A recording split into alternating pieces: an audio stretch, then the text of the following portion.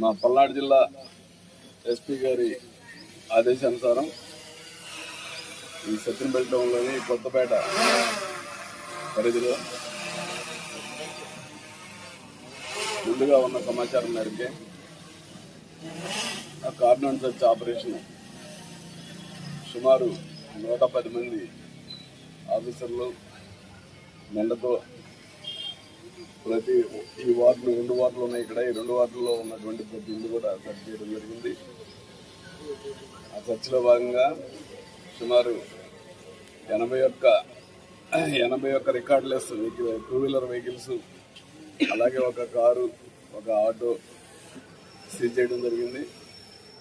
ఈ సీజ్ చేసిన 81 మోటార్ సైకిళ్ళు, కారు, ఆటో వాళ్ళు ఎవరైనా సాయంత్రంలోపు రికార్డ్స్ కనుక ఉంటే తీసుకొచ్చి పోలీస్ స్టేషన్లో చూపించినట్టయితే వాటిని వెరిఫై చేసి పంపిస్తాము. ఈరోజు చూపించకపోతే సోమవారం కోర్టులో పెట్టడం జరుగుతుంది. అన్ని వెహికల్స్ దొంగ బండ్లుగా పరిగణించి ఆ బండి కొన్ని పేర్లు లేని నేమ్స్ లేని అడ్రస్ లేని ఉన్నాయి బండ్లు. వాటన్నింటికి సమాధానం ఆ పర్సనే చెప్పాలి. ఇకపోతే ముఖ్యంగా ఈ పట్టణంలో ఈ ప్రాంతం ఎందుకు ఎన్నుకోవడం జరిగిందంటే రీసెంట్గా మీకు తెలుసు నాగన్నకుంట అనే ఏరియాలో కూడా చేయడం జరిగింది. ఇది 2వ ప్లేసు. ఇంతకుముందు రంగా కాలనీలో చేశాము. ఇక్కడ ముఖ్యంగా విరివిగా గంజాయి అమ్మేవాళ్ళు ఉంటా ఉన్నారు. గంజాయి రవాణా చేస్తున్నారు ఇక్కడి నుంచి. వీళ్ళు ఎక్కడి నుంచో తీసుకొస్తారు, చిన్న చిన్న పొట్లాలు కలిపి టౌన్లో కాలేజీలకి, పిల్లలకి, తాగేటువంటి వాళ్ళకి, అవసరమైన వాళ్ళకి అమ్ముతా ఉన్నారు. అది చాలా దుర్మార్గమైన చర్య.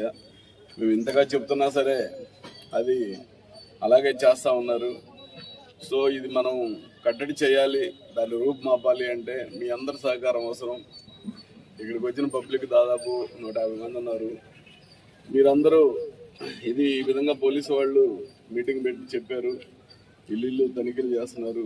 మనందరం కూడా కోఆపరేట్ చేయాలని పట్టణంలో ఉన్న ప్రజలందరూ కనుక సహకరిస్తే మన పట్టణంలో ఎట్టి పరిస్థితుల్లో ఇంత కూడా గంజాయి దొరకదు.